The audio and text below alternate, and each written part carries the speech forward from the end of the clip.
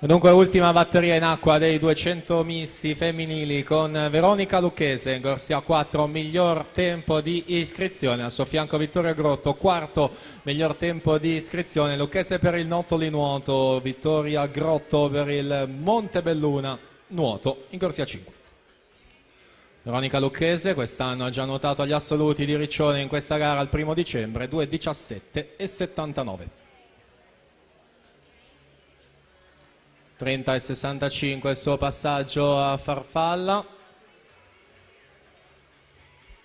35-85 frazione d'orso, Vittoria Grotto 35-61, Martina Marin 37-18.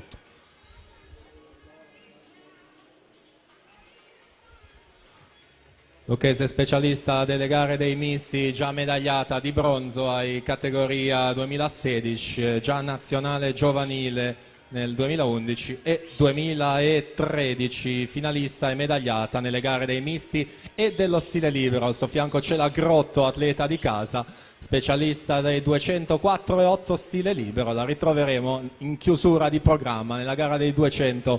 Lucchese intanto che allunga 40 e 40 frazione rana.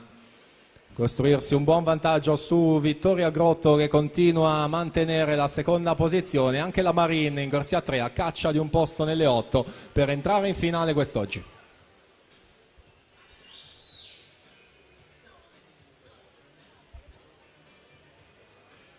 (2:23:14) Jessica Marraffa, il miglior tempo al momento. Rallenta la Lucchese nel finale, quanto basta comunque per ottenere questa vittoria. 2:22:37, dunque ottiene il miglior tempo. Se tutto confermato sarà in corsia 4 quest'oggi.